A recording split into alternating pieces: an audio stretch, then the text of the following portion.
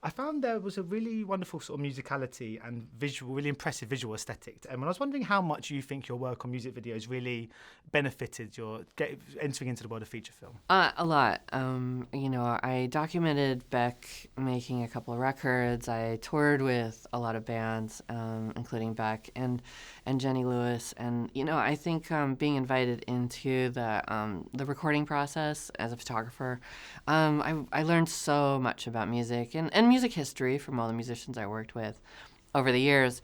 So music was a really important storytelling tool in the movie, and I really have like a sort of weird affection for those Disney movies, the early live action ones where the music sort of feels like they were just on set with the animated film, and then they came to do the live action thing. And when I asked Isabel Waller-Bridge to compose the music, I told her I wanted the orchestra to be sort of like a misbehaving orchestra, or like an overwhelmed conductor, or maybe Emma and the conductor are fighting.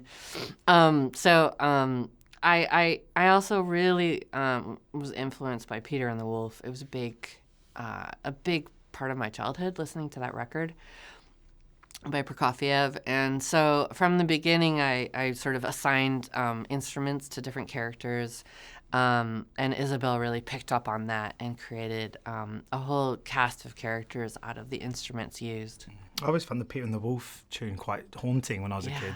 Yeah. Well, it's such a magnificent hook because it's sad, it's funny, it's sort of romantic, it's heroic. A great hook does all those things. So, and I think Isabel is great at writing a good hook, I think.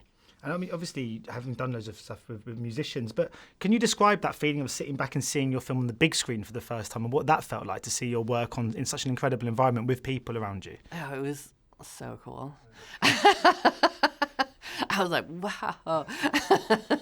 No, when you sort of feel like you might not survive the editing process, it's just a relentless marathon, and you're so isolated at the time, and I had this wonderful editor, Nick Emerson, but it was really like us against the world. And I think when we finally got to see it with an audience, it was such a relief to hear people laughing. You never know really what's funny, and you can't test it out like you would something live, so. Yeah, because I mean, it is a story that's been adapted before, but what was the inspiration behind telling it sort of now? What did you feel like? Why was now a good time to bring this story back to audiences? Well, I mean, I feel like it's a funny question because I feel like no one asked why another William Shakespeare, and I think maybe because a woman wrote it that maybe there should be a limit, maybe. There should be only a few made, but I think it's so well written. Jane Austen really changed the sort of shape of the novel forever with Emma, and it's interesting to see how many different ways it could be interpreted. That's what great storytelling is, and I think that's why it worked so brilliantly. As in Clueless, placed in high school, it works brilliantly in a historical sense, which is what I did. And I think, but there's so many different ways you could interpret Emma. It's always interesting to see, what someone's take is going to be on it. And obviously, I mean, so much of this story survives of just a brilliant central character who's very nuanced but quite unlikable at times. How important is that she's so flawed as a lead role in this Really movie? important. I mean, I have a great affection for anti-hero movies in general, and there aren't a lot of anti-hero films with female characters. And I'm really lucky that my producers supported the unlikability of Emma.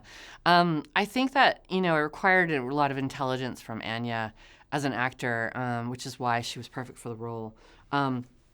To craft a sort of badly behaved, spoiled girl and somehow capture your heart, and I think it might be because we've all known an Emma, and possibly because we don't want to admit how many times we've behaved like Emma. I think, Anya really humanized the role rather than modernizing it, and that enabled us to, I think, visit our times in our young life, when we possibly were in those situations, either feeling like a Harriet or an Emma or Mr. Knightley and Emma are such, an iconic story of something that still happens today where you sort of, you might realize too late that you're in love with your best friend. You know, this is like this. No matter what, our world is literally on fire, and we will still have these basic problems in love and friendship. And I think that's why it's such a great story. Brilliant. Thanks so much for your time so much. Yeah, Appreciate it. thanks. Cheers. Bye. Cheers. Ladies and gentlemen, you're watching Hey You Guys! Hey You Guys, huh? Hey, you guys. Is that from the Goonies? It is indeed, yes. Nice. Hey!